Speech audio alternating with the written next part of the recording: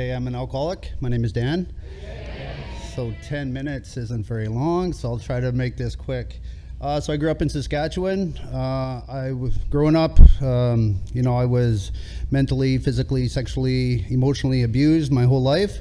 I started drinking when I was 15. I started getting in trouble right away. I believe I was an alcoholic from my first drunk, and then I started getting into a lot of trouble.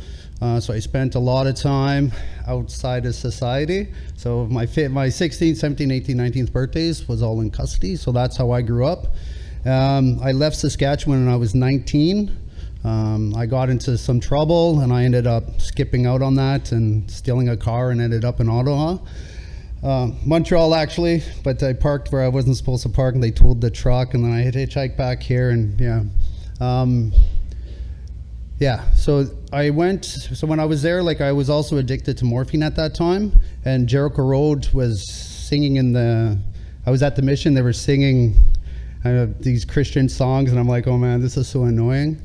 And so I went outside, and I smoked one with Buddy, and I went outside, I was like, maybe they'll sing Amazing Grace, because that's what they sang at my grandpa's funeral.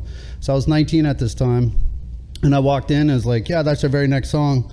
So they sang it, and then I went outside, they talked to me, and they told me to go to detox, and they had a place for me to go. And so I went there. I was an alcoholic, I was a drug addict, so I kicked that habit.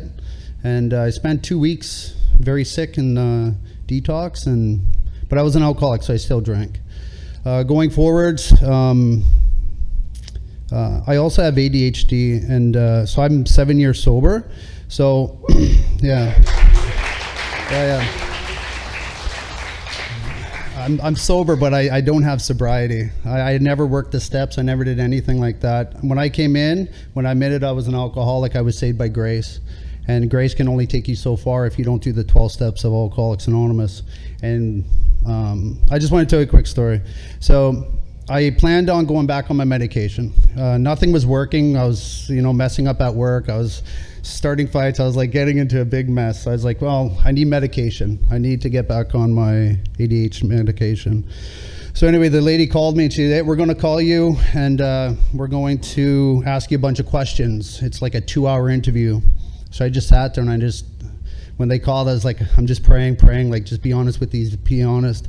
And then after the phone call, she goes, yeah, we'll call you back in, 2 to 3 weeks and we'll set you an appointment to see the doctor in 2 to 3 months. I was like, okay.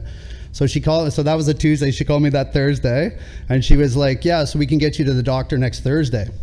So the alcoholic in me was like, you're really messed up, you need help. And then the addict, the person in Alcoholics Anonymous says, thank you, God. That was a God moment.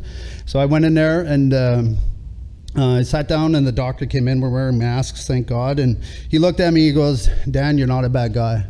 Nobody's ever said that to me in my whole entire life, right? So I kind of teared up, and so he starts talking, and he's like, "There's a tree a tree on the thing," and he was like, "The medication, we can help you with the medication, and we'll help you with the leaves, prosper and stuff. But your root system, Dan, is no good. You weren't loved, you weren't nurtured, you weren't taken care of. Your roots are diseased. Your roots are non-existent, basically." I was like, first thing I thought was, I didn't feel pity for myself. I was just like, thank you. AA is going to fix that. I got a program to help me with that. Fast forward after that, I went to Elliott Lake for their it was a 2-week thing up there, whatever, second stage. So I went up there and we all had to build our walls. Everybody's wall was they had trees coming out of it. They had flowers and all this stuff. And mine was right in the middle of the page. It was just right in the middle. It was compressed, and I was like, why is it like that? And I'm just thinking, I have no roots, right? So I went back home, back to my room, and I started listing, whatever the word is, all the places I've lived, and it's a page and a half. It was just so I had no roots. So moving forward today, where I'm at today, I got myself a sponsor. As soon as we started talking, and then I told him about the grace thing, and he was like, yeah, and if you don't do the 12 steps of Alcoholics Anonymous, you're going to start things are just going to start messing up in your life, you know? Things are going to blow up. Everything is just going to be a big bomb in your life. And like I was missing, like I started my own company during this time, so I was missing contracts. People were quitting on me. I was firing people because they didn't tie their shoe properly. I was just like losing my stuff. And he just said, so you need to do the 12 steps. So he lives in Markham. And he worked with me. Like, this man is LEH. You can find him on YouTube. The guy's amazing. So he just helped me through that. So now I'm on my step 9.